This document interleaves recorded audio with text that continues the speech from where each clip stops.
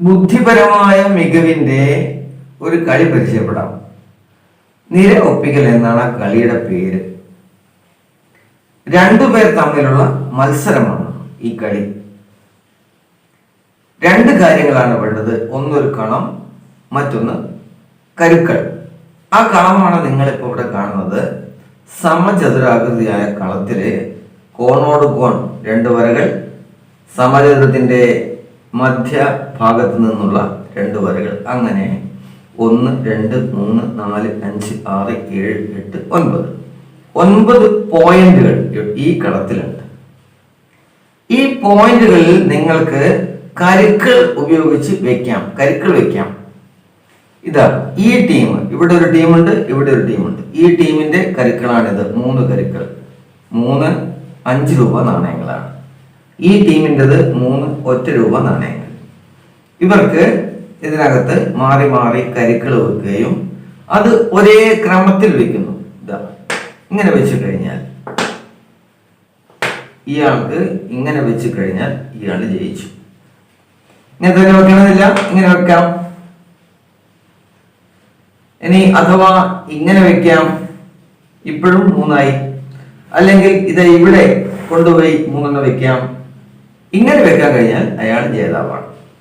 ഇങ്ങനെ ഇയാൾ വെക്കാൻ ശ്രമിക്കുമ്പോൾ ഈ ടീം കയ്യും കെട്ടി നിൽക്കില്ല എന്ന് നമുക്കറിയാലോ. ഇതിനെ തടസ്സപ്പെടുത്താനും അതോടൊപ്പം ഇയാൾക്ക് ഇതുപോലെ വെക്കാനുള്ള നീക്കങ്ങൾ അയാളും നടത്തുന്നുണ്ടാവും. നമുക്ക് നോക്കാം, ഒരു ഉദാഹരണം മാത്രം നോക്കാം. ഈ രണ്ട് ടീമില് ടോസ് ചെയ്ത് ഒന്നാമത്തെ നീക്കം നിശ്ചയിക്കാം. ഇയാൾക്കാണ് ടോസ് കിട്ടിയതെന്ന് വിചാരിക്കാം. അയാൾക്ക് ഈ 9 പോയിന്റില് എവിടെ വെക്കാം? ഇയാൾ ഇപ്പോൾ സെൻട്രലാണ് ഒന്നാമത്തെ കരു വെച്ചിരിക്കുന്നത്. ഒന്നാമത്തെ കരു ഇവിടെ വെച്ചു. ഇനി ബാക്കിയുള്ളത് 8 പോയിന്റുകളാണ്. ആ 8 പോയിന്റില് എവിടെയും ഈ എതിർ ടീമിന്റെ നാണയം, ഇത് 1 രൂപ നാണയം, അയാൾ എവിടെയാണ് വെച്ചിരിക്കുന്നത്. ഇയാൾക്ക് വരി ഒപ്പിക്കാൻ വേണ്ടി, ഇങ്ങനെ ഒരു വരി ഒപ്പിക്കാനുള്ള ചിന്തയുടെ ഭാഗമായി ഇതിവിടെ കൊണ്ടുവച്ചു. ഇനിയിപ്പം ഇതെടുത്തിട്ട് ഇവിടെ വെച്ചാൽ മതി. പക്ഷെ അത് മനസ്സിലാക്കിയ ഈ ടീം അതെടുത്ത് ഇവിടെ വെച്ചു. ഇനി ഇത് എടുത്ത് ഇവിടെ വെക്കാൻ കഴിയില്ല.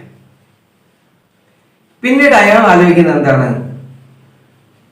ഈ നാണയം ഇവിടെ വെക്കാമെന്നാണ്. ഇങ്ങനെ വെച്ച് കഴിഞ്ഞാൽ എന്താ സൗകര്യം? ഇവിടെ ഒരു ഗ്യാപ്പ് ഉണ്ട്. ഇത് ഇങ്ങോട്ടേക്ക് നീക്കി വെച്ചാൽ ഇയാള് ഒരു വരിയായി. അത് മനസ്സിലാക്കിയ ഈ എതിർ ടീമുകാരൻ അത് ഇവിടെ കൊണ്ടുവച്ചു. ഇപ്പൊ 3 3 6 നാണയങ്ങളും ഇതിൽ വെച്ചു കഴിഞ്ഞു. ഇനി ഇത് നീക്കുകയാണ് വേണ്ടത്. അപ്പം ഈ ടീമിന് വേണമെങ്കിൽ ഇതിങ്ങോട്ടും നീക്കി വരി ഒപ്പിക്കാൻ പറ്റും. അതൊന്ന് നോക്കാം നമുക്ക്. അങ്ങനെയാണെങ്കിൽ എന്ത് സംഭവിക്കും? ഇയാള് ആ ബുദ്ധി ആലോചിച്ച് ഇവിടെ വെക്കുന്നു.